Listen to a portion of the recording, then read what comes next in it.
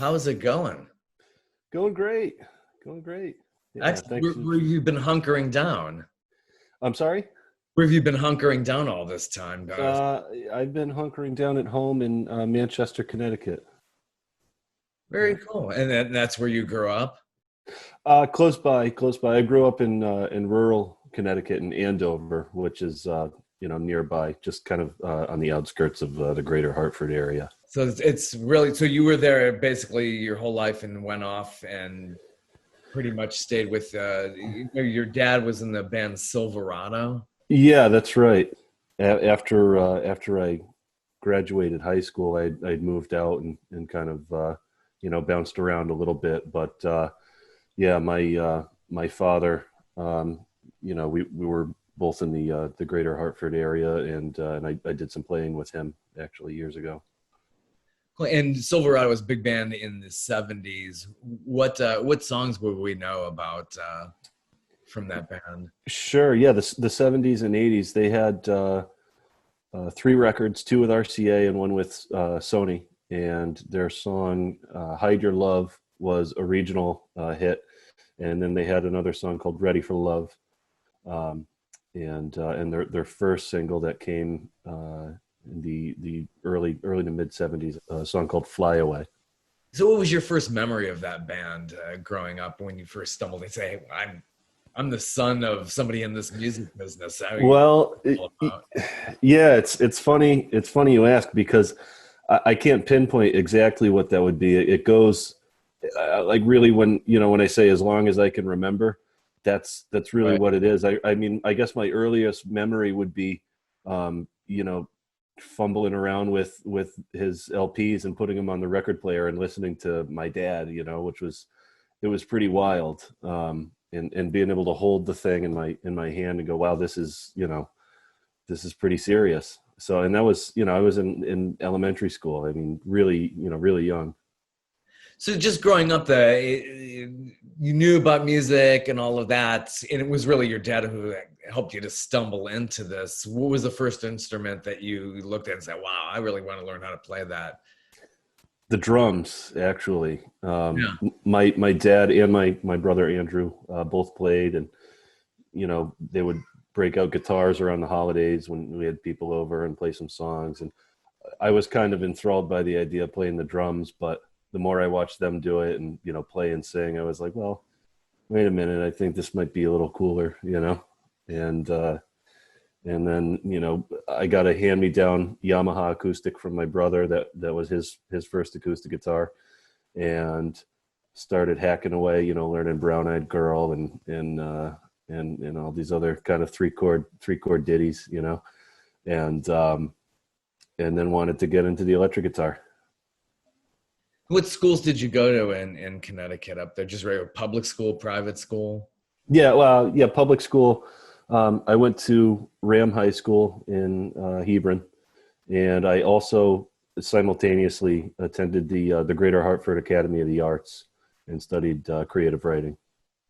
Yeah, what kind of bands did you start forming bands when you were in school growing up?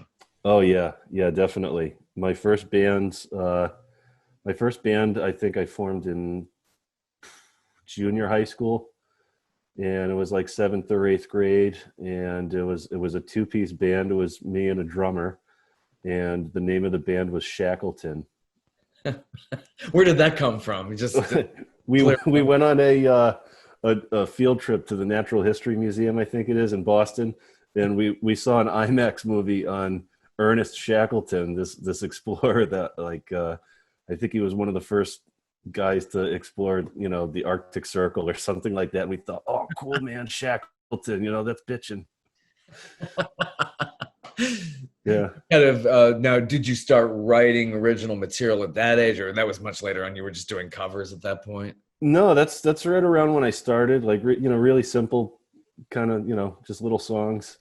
And I mean, that's something my dad really instilled in me early on was, you got to write music. You have to write songs. If you want to get anywhere, you have to write and be an artist. So I started writing pretty early, like around 13 or so. It's a good early lesson. If you want to make a name for yourself, you really, really want to have that longevity. Uh, yeah, write your own material, not just do the covers. The covers will give you the money at first Yeah.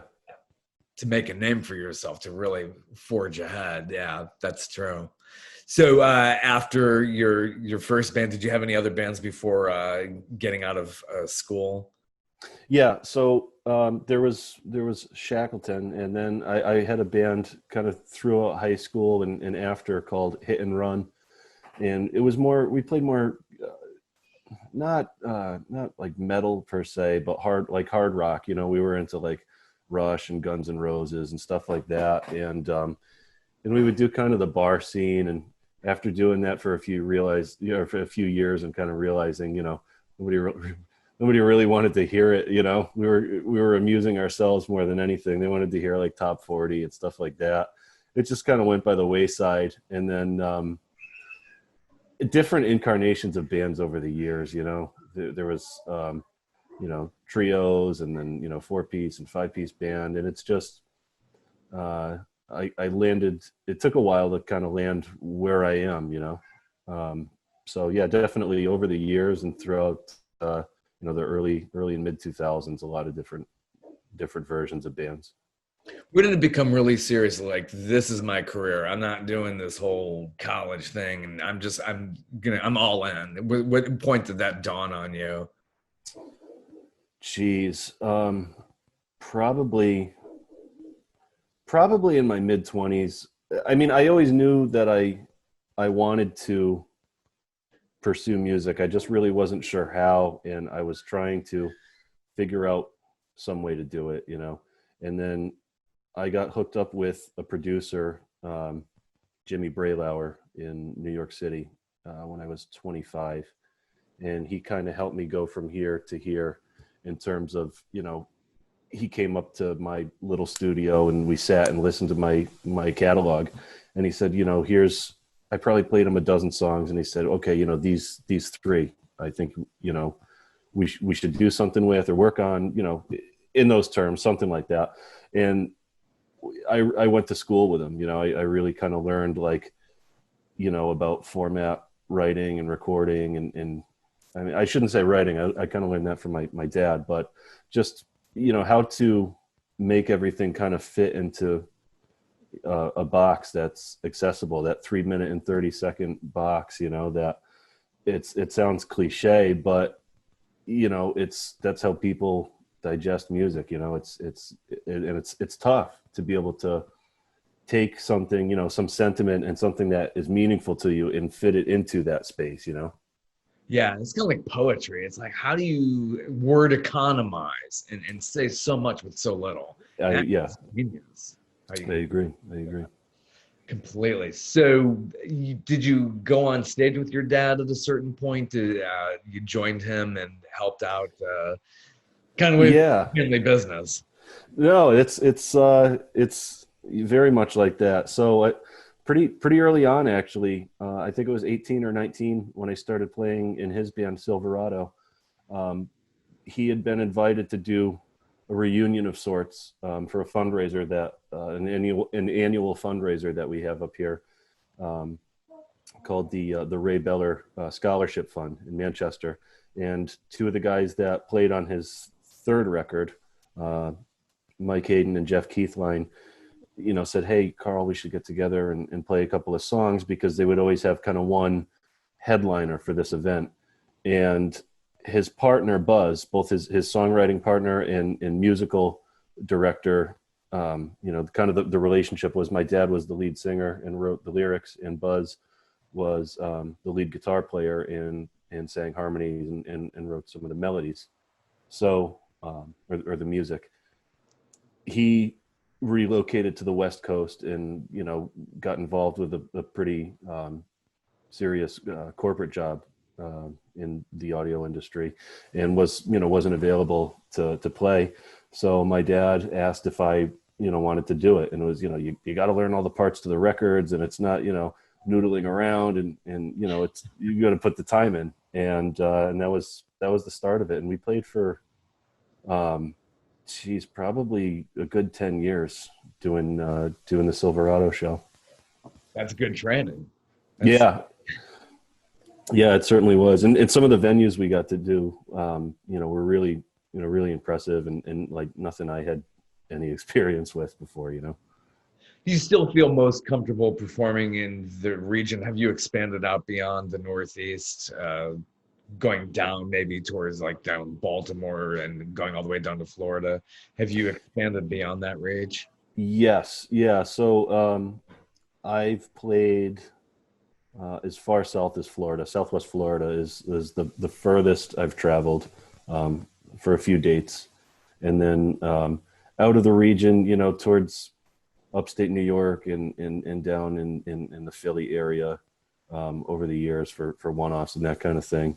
And it's funny you mentioned that because this year we were supposed to have, my band, when I say we, more or less an East Coast tour, and it just, it's gone with the wind, as they say.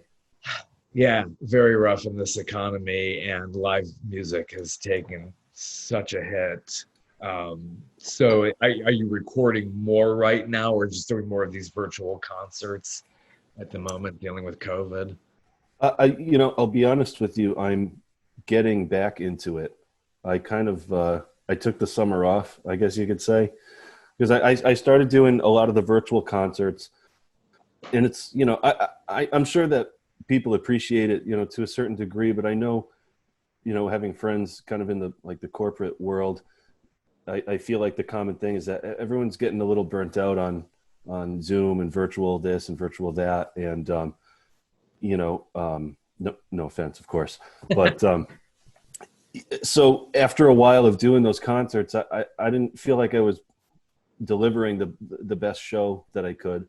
And I didn't want it to turn into a complete, cover performance. And I wasn't really able to write fast enough to keep up with like a weekly schedule. So I backed off of that and started to focus on writing.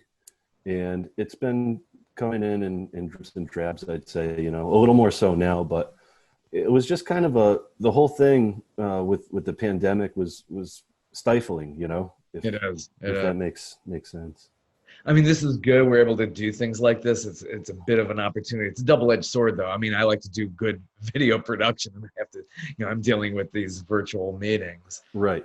You make the best of it, and you go on from there. And then, of course, you can develop material from that, which you're probably doing in music. So when did you? I mean, you're not really solo. It's this is your band. You kind of consider everybody equal in your band.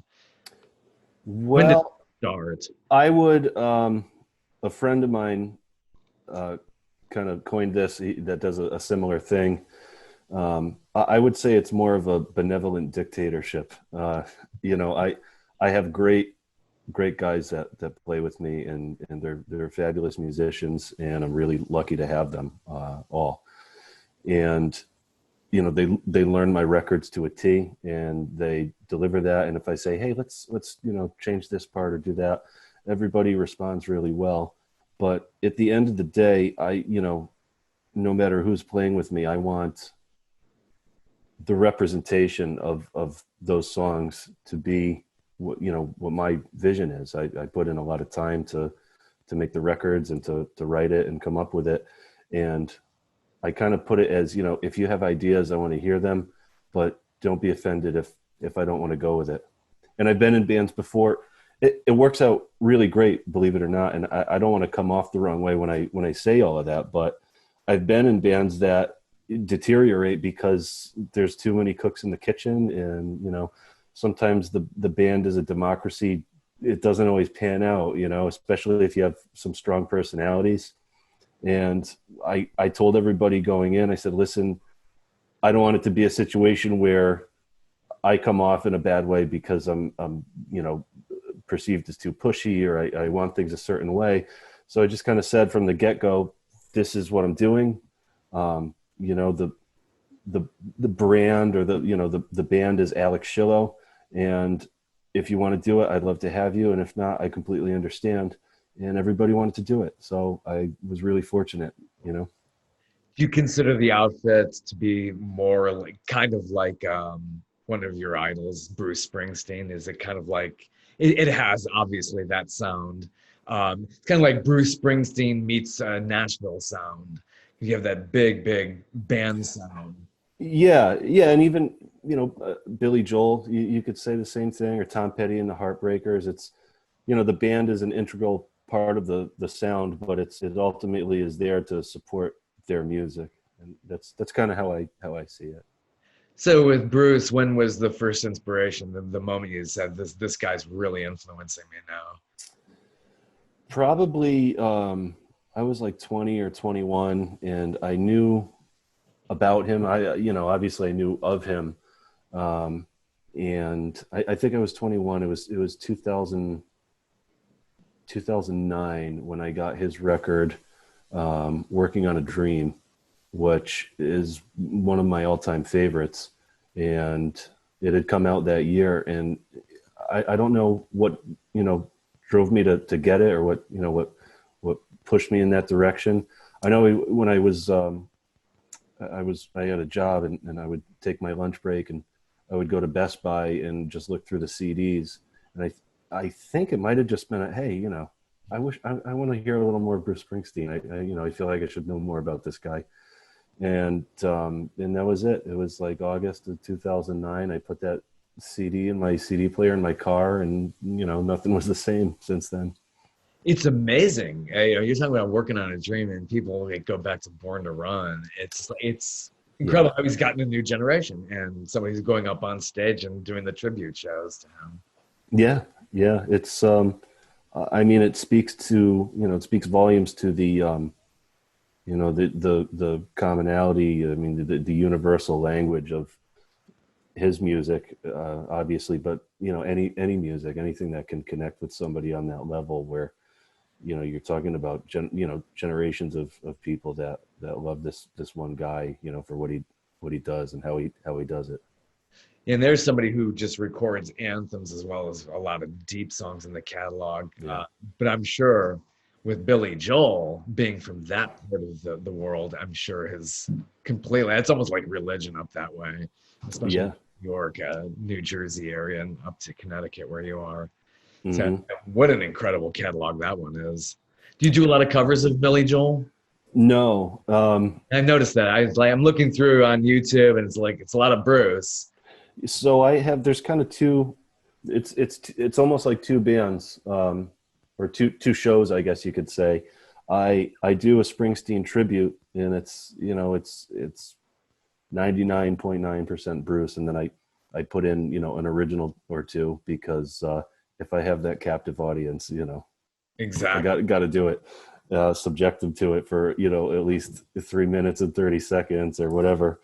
But yeah, I don't know. The Bruce show kind of evolved, and I do a lot of openers for an artist up here by the name of Michael Del Judas, and he has his Billy tribute band, Big Shot, and so it wouldn't really work out, and he does such a I read, phenomenal job at what he does, that there's really no point in anybody trying to top it.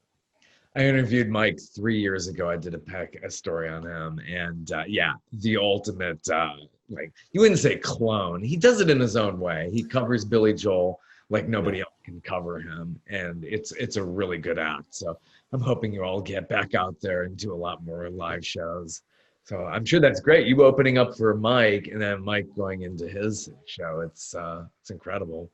It is. It's a lot of fun. We have a good time, and really, actually, all the openers I do for him, that's an original show, and I've got to hand it to him, and I'm thankful that he allows me to do it, and has me do it, because some of the venues he's playing are they're great. They're high capacity, and really it's a theater show. It's not we're not doing bars and clubs and that kind of thing, and so the people are really paying attention to the music, and that's it's a relief. And the acoustics are a tad better in the theater than they are at the bars. Just a little bit. Yeah, just a little bit. Yeah. So just like Mike, you do a lot of original music. How many albums do you have, and what is your latest to let the audience know? Sure. So I have a 3-song EP out called "Had It All," and that was my first single. I thought I had it all. And I have been working pretty consistently over the past 2 years on a full-length record that is called "Lay It on the Line." That's been, again, the 2020 thing is that record was supposed to come out this year. Everything is done. It's mastered. It's in the can. It's ready to go.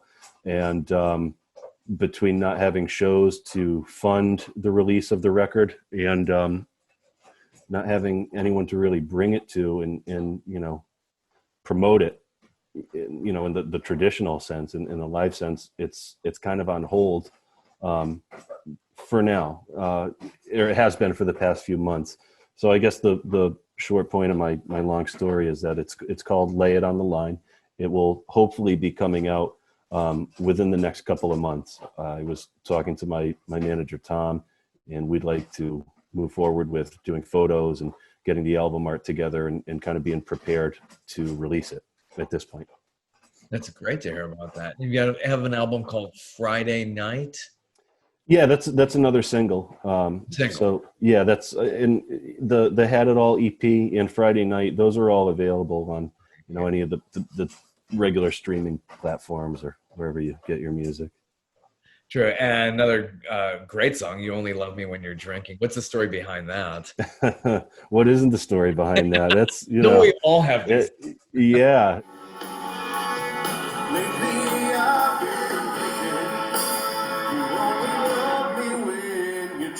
It's funny.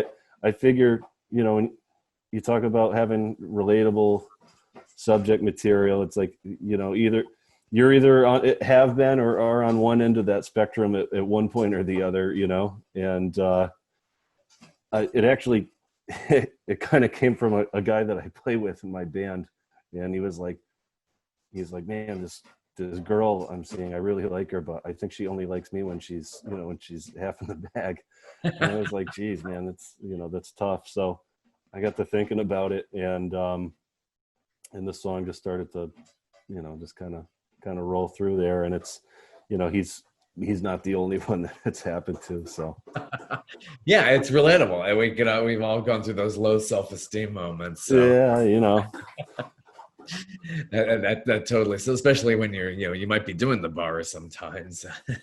Yeah, exactly. Well, it's funny the reaction that I get from the song sometimes, because if it's, if we're doing like a later show and people are feeling pretty good, it gets a lot of attention. I guess you could say something like that. Very true. Well, going back to Bruce, so what are your more favorite songs out of the catalog besides "Working on a Dream"? Going back, "Born to Run," "Darkness on the Edge of Town." Those earlier songs probably are. Yeah, it's "Darkness on the Edge of Town" is a favorite. "No Surrender" is like top 3, maybe even top 5 for me.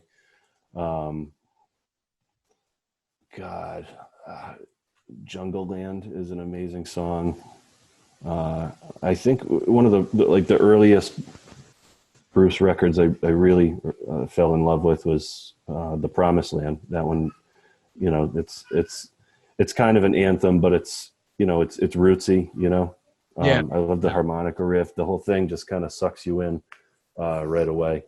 So those are some favorites. And then the newer stuff, the song "Wrecking Ball" is pretty fantastic. And then he has a song called "Queen of the Supermarket" that's working with him, and I love that song. It's just like, it doesn't have to be this profound statement, you can make it something that that you're interested in listening to without it having to be this big grand kind of idea, you know, which is what impresses me about it, I guess. And you seem to have, has any of the Nashville scene, has that seems to be somewhat of an influence in your singing style? Did that have an effect on your performance? It seems like it's a big part of it.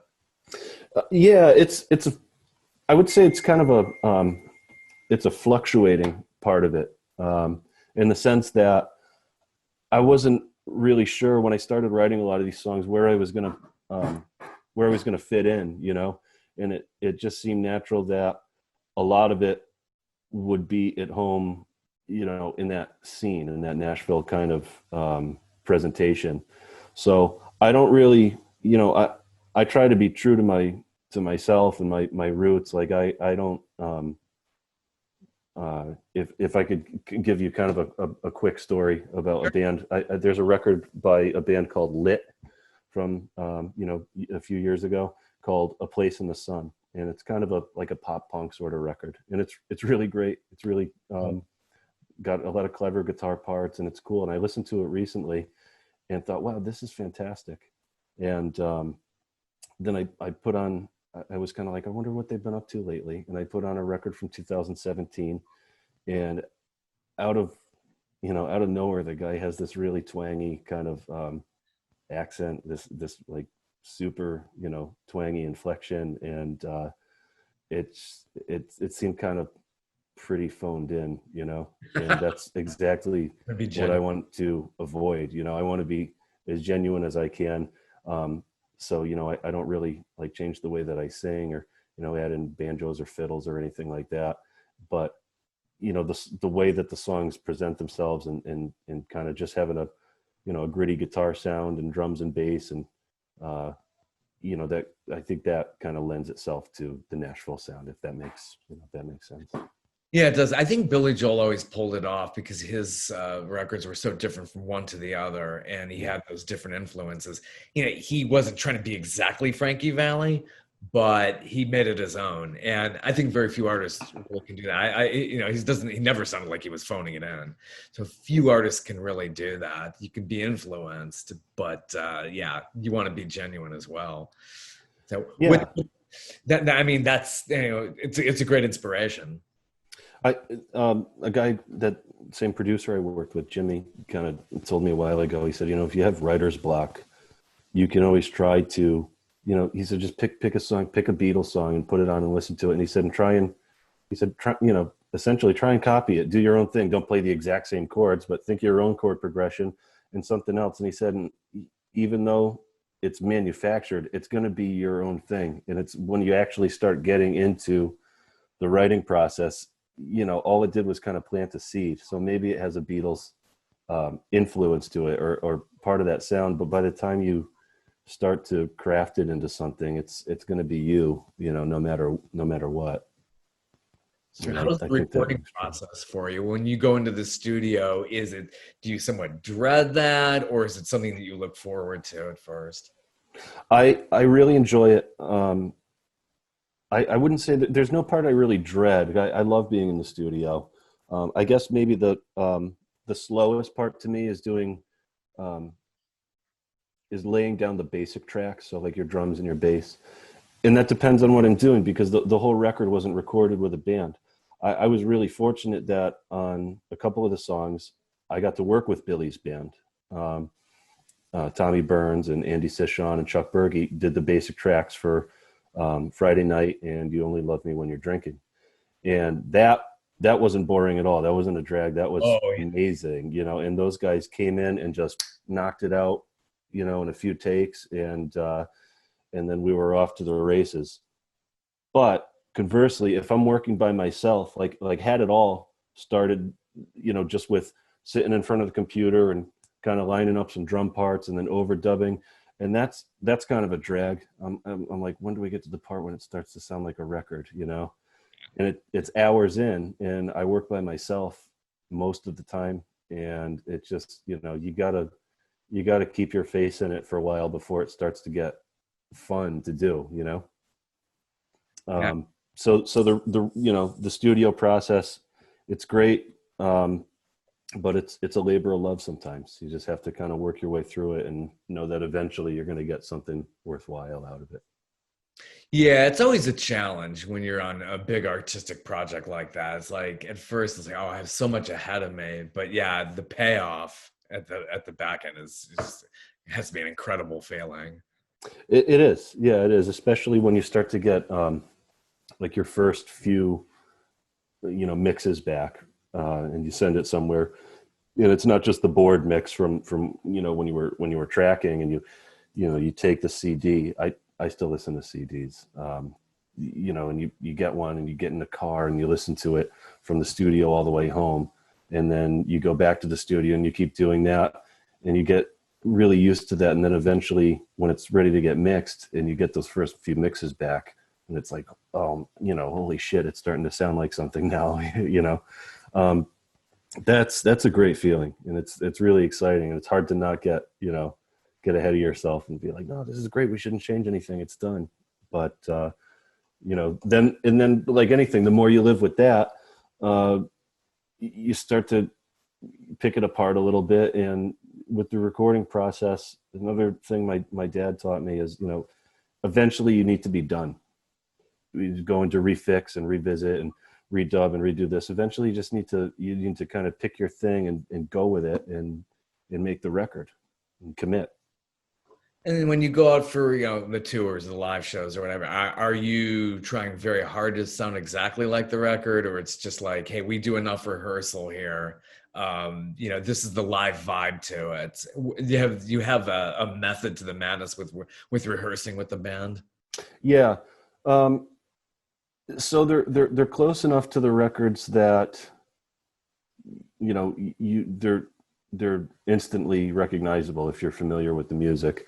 There are certain little flares, sometimes there might be something on the record that is a little too subtle to work live, or is a little too, I don't know, it doesn't translate, from the stage to the audience. So we do things to make them translate, I guess, and they're not major changes. It's not like the type of thing where you would think, oh, why'd they change that, or why'd they take this out? It's just doing like a little push here, and some stops, some, emphasizing certain parts. And I think that's what helps sell it, I mean, do you have any pre-show rituals before you go on stage? I always wonder with artists, it's like, do they want to be thoroughly left alone? Nobody look at me. And then I go out on stage. How's that feeling before you hit the stage? It's great. It's one of my favorite things. We sound check, and, we're very regimented and paying attention, and want to make sure that we're totally dialed in. And, after that, we'll eat and drink and carry on. And then eventually it's like, well, we got 20 minutes, we should probably warm up. And then the singers and I stand around with an acoustic guitar, and we play Beatles songs and Eagles songs. And that's a lot of fun. It doesn't sound all that exciting, but it's a good hang, and it's a good way to get, to get enthusiastic about what we're going to do, and, be confident that our voices are warmed up, and that it's going to go off.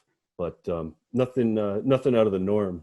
I guess it's just kind of it's a routine. It's kind of the same thing every time, but it's just as much fun. How did you put your current band together? It just through people you knew, people who introduced you, through producers? Yeah, it's funny. It's both of those things. So my drummer and my rhythm guitar player, he actually new guitar player, but both of those guys I've known since high school, and we've kind of played on and off, in different projects. So this band kind of started, the genesis was the Springsteen tribute, and I went to a friend of mine that plays trombone in a very successful Chicago tribute band called Beginnings. And, I said, I want to put this Bruce thing together. Can you help me find some musicians? I have some guys, but I need a horn player, and I need a keyboard player. And that's what started it. I found my drummer originally started playing bass, and he had to get moved around, and he knew how to play. So I said, okay, can we move you to drums? So Zach Peterson, he plays the drums.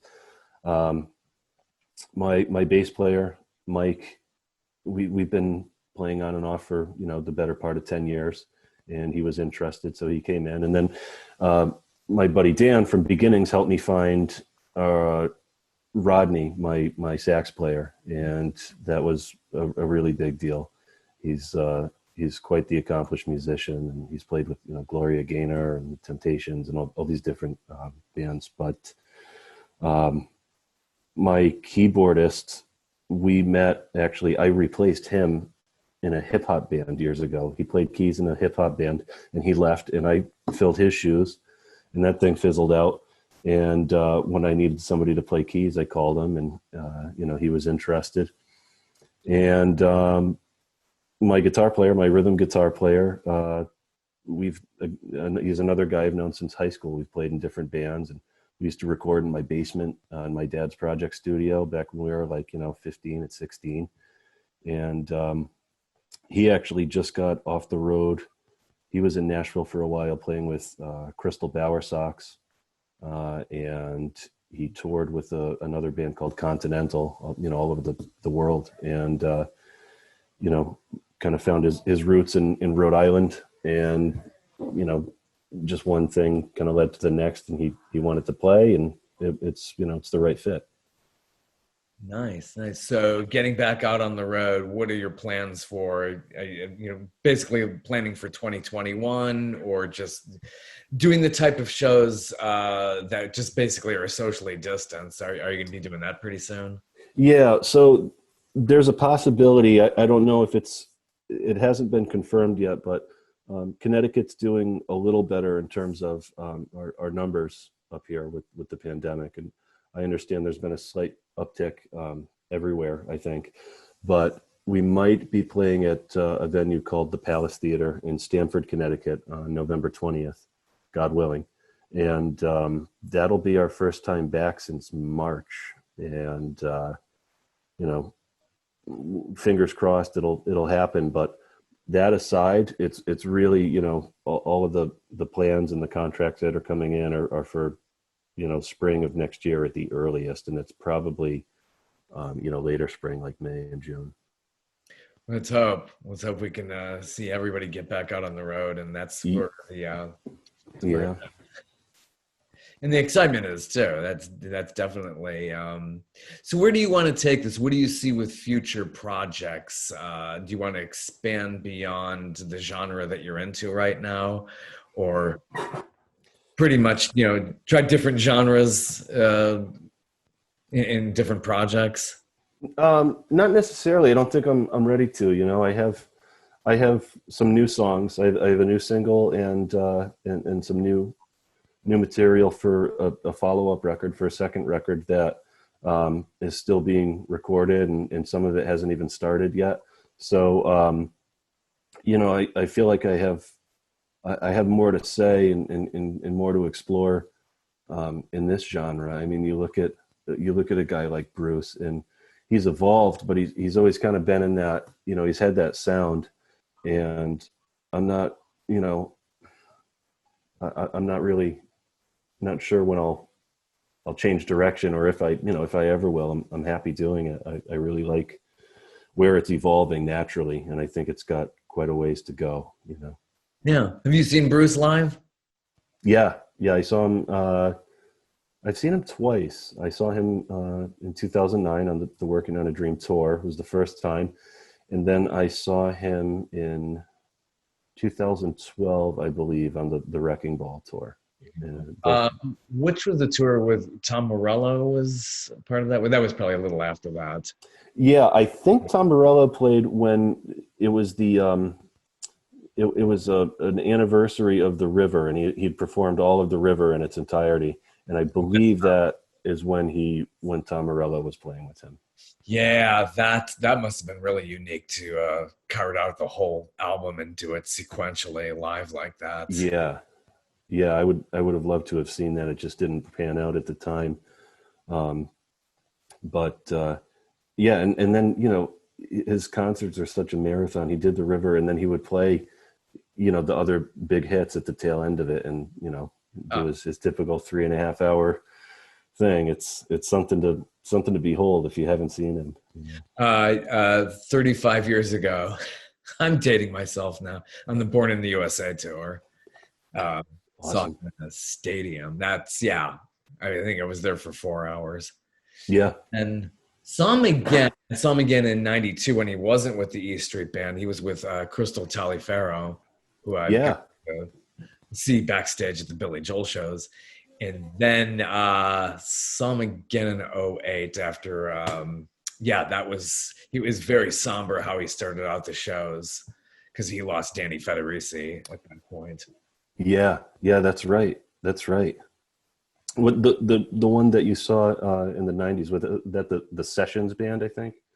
Yeah. Crystal joined him. She was basically a real integral part of the show. Did sax on Born to Run. Oh, cool.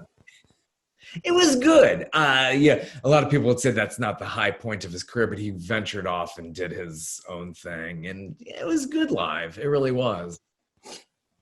I'm sure. Bill did some of the Born in the USA, and remember he did Cover Me on that tour. And, I mean, he did a really, really good job. But I'm excited about what he's doing now. He's still creating, and Yeah. hopefully you could have a nice long career like that. Fingers crossed. Yeah, that's for sure. Absolutely. Well, it has been a pleasure, and if you just want to once again promote your new single that's out there, and definitely be out there playing live again too. Yeah, absolutely. You Only Love Me When You're Drinking. It's all out there now for actually, no, I'm sorry, that one is not out. Friday Night is out. Friday Night is the single that is currently out right now. I can't even keep the stuff straight, you know. Friday Night is out and available for download, and hopefully we'll be playing at the Palace in Stamford, Connecticut on November 20th.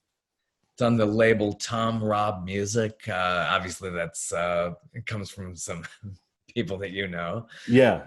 My manager Tom and his family, his brother Robbie. Yeah. Very good. Yeah, I've seen and the videos are on YouTube. You got your own YouTube channel, and you see that video there. You'll Only Love Me When You're Drinking. And Oh, sure. Yep. had it all. So you're getting out there. That's good. You're getting the videos out there. Maybe some TikToks in the future. Yeah. We'll see.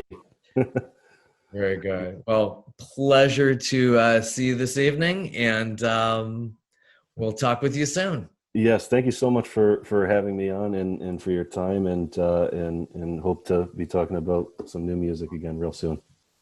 Well, have a good one. Take care. Take care.